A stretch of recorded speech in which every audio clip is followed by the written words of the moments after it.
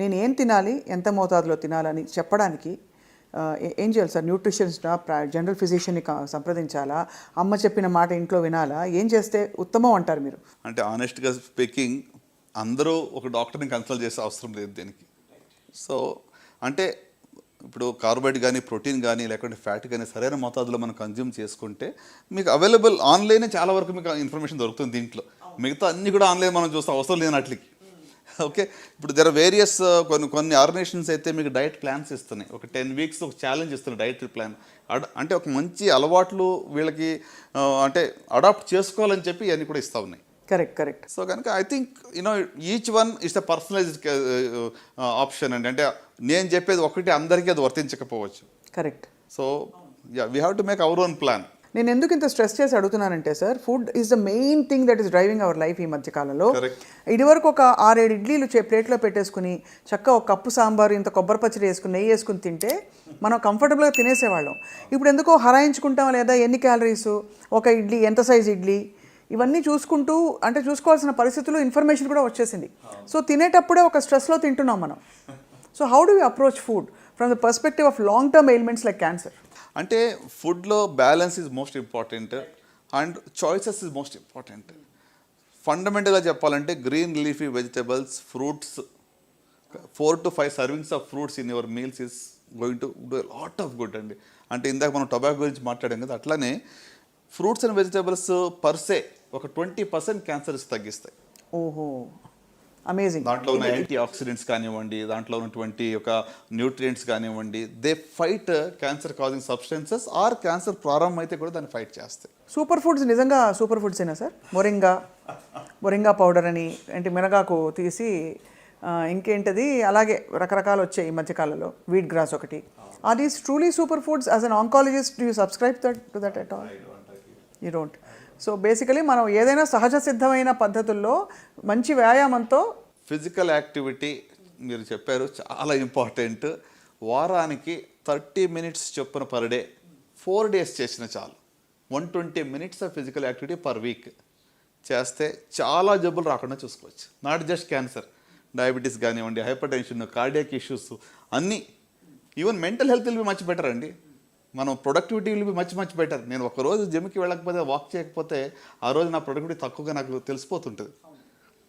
So physical activity అనేది నిజంగా అంటే పోస్ట్ కోవిడ్ ఎక్కువ మంది ఇంకా స్క్రీన్ అడిక్షన్ ఎక్కువ అయిపోయింది. ఇప్పుడు అన్నీ కూర్చుని చోట వస్తున్నాయి కదండి మీకు, స్విగ్గీలు, జొమాటోలు, ఎక్కడ బయటికి వెళ్ళి ఎక్కడికి వెళ్ళక్కర్లేదు కూడా, కూర్చుని చోట అన్నీ వచ్చేస్తున్నాయి. సో ఐ థింక్ శారీరక వ్యాయామం అనేది చాలా simplest and easiest way for good health. అంటే మంచి ఆరోగ్యం కోసం ఎక్స్పెన్సివ్ ఏమీ మనం చేసే అవసరం లేదు. ఫుడ్ చాయిసెస్, ఏమంటే physical activity, right, drink lots of water, ఇవన్నీ దీనికి ఖర్చుతో లేని పని ఇది. కానీ ఇవి చెయ్యం మనం. సార్ మామూలుగా అందరం అదే ఫుడ్ తింటాం, మోర్ ఆర్ లెస్ ఒక 80% స్పెక్ట్రమ్ ఒకే చోట ఉన్నాం ఇంచుమించుగా. కానీ కొంతమందికే క్యాన్సర్ వస్తుంది. ఆ కొంతమందిలో ఈ క్యాన్సర్ కణాలని ప్రేరేపించడానికి ఏ లక్షణాలు ఉంటాయి? Is it genetics? Is it something else that invites cancer? Sure అండి. అంటే క్యాన్సర్ రావడానికి జెనెటిక్ అనేటువంటిది, ప్రతి క్యాన్సర్ కూడా జెనెటిక్ అలాగనుకుంటే, ఎందుకంటే జీన్స్లో తేడా వచ్చినప్పుడే కదా కణాలకు విభజన అలా జరుగుతూ ఉంటుంది. కానీ ఇది జన్యుపరంగా వచ్చిందా, హెరిడిటరీ అంటాం. సో హెరిడిటరీ అంటే మీకు వంశపారంపర్యంగా కుటుంబంలో వచ్చేటువంటిది. దాని యొక్క రిస్క్ అనేది 5 నుంచి 10% మాత్రమే ఉంటుంది. సో మిగతా 90 నుంచి 95% అనేటువంటిది మనకు నేచర్లో ఉన్నటువంటి మనం ఎక్స్పోజ్ అయినటువంటి కార్సినోజెన్స్ వల్ల మనకు వస్తూ ఉంటుంది.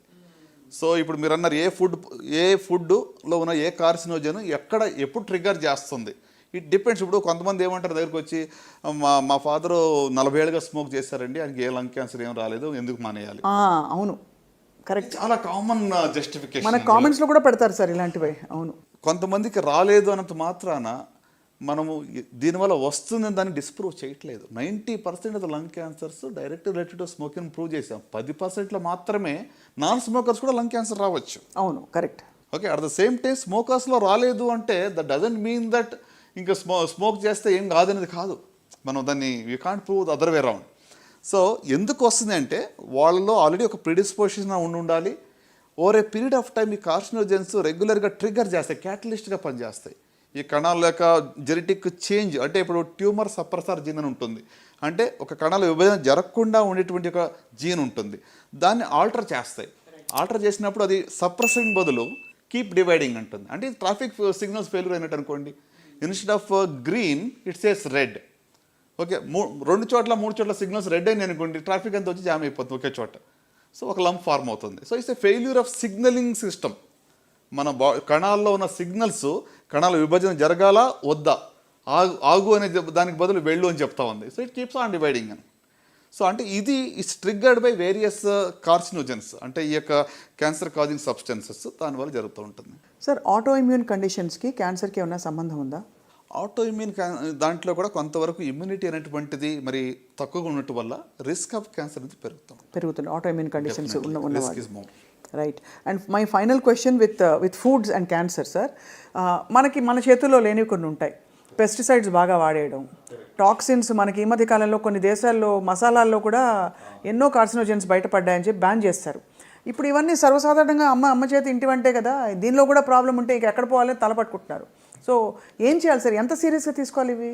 ఒకటండి, మన చేతిలో ఉన్నది మనం చేయగలం. Prevent the preventable. ఇక ప్రతిదాన్ని కూడా కొలత వేసి రోజు క్యాన్సర్ వస్తుందని భయంతోనే మనం జీవించాల్సిన అవసరం అస్సలేం లేదు. I think we have to live our life in a joyful way. So కనుక నేనేమంటానంటే consumption of lots of fruits and vegetables, balanced diet, physical activity, consumption of more water, okay, ఇవి ఫండమెంటల్గా మనం తీసుకున్నట్లయితే మరి ఎంత మోతాదులో తీసుకోవాలని క్వశ్చన్ వస్తుంది. See somebody said like this, there is nothing like poison, it all depends on dose. అంటే ఏది కూడా పాయిజన్ అని మనం చెప్పలేము, డోస్ బట్టి ఉంటుంది. For example mercury in a small dose can be poison. So కాబట్టి కొన్ని విషయాల్లో ఎంత అనేటువంటిది డోస్ మీద మనం అన్లిమిటెడ్గా రెడ్ మీట్ కన్జంప్షన్ చేస్తున్నాం, అన్లిమిటెడ్గా you are taking fatty diet, you're taking more calories, you're becoming obese, more risk. So కనుక ఆ బ్యాలెన్స్ అనేది we have to define and we have to adapt అని అంటాను. సో ఈ ఇథరైన్ ఆక్సైడ్ తర్వాత ఇలాంటివన్నీ కూడా పెద్దగా అంటే చూడండి, ఇప్పుడు ఇథిలిన్ ఆక్సైడ్ గురించి మీరు అడిగారు, కరెక్టే. సో దీనివల్ల ఏంటంటే ఒక 50 టైమ్స్ లేకపోతే 100 టైమ్స్ ఎక్కువ మోతాదులో అది ఉంది than the permissible whatever limits అని చెప్తూ ఉన్నారు. సో డెఫినెట్గా ethylene oxide is a carcinogen, there is no doubt. కానీ మరి ప్రతి ఫుడ్ మీరు తీసుకునేటప్పుడు మీరు మెజర్ చేయలేరు కదా. How can a common man take it? I think దీనికి ఏంటంటే మనకి లెజిస్లేషన్, మన వాట్ ఎవర్ రెగ్యులేటరీ బాడీస్ ఉన్నాయో they have to be more stringent. అవి పీరియడ్గా చెక్ చేసి వాళ్ళు అట్లీస్ట్ మనకు అష్యూర్ చేసి ఫుడ్ మనకి ఇస్తే మనం తీసుకోగలం. కానీ మనం we cannot measure whether ethylene oxide is there or not. So as much as possible నేచర్కి దగ్గరగా బ్రతకడం అండ్ సమతుల్యమైన జీవనశైలి, ముఖ్యంగా బాగా వ్యాయామం చేయడం, ఏదో విధమైన ఫిజికల్ యాక్టివిటీ అవసరం అని సూచిస్తున్నారు సార్.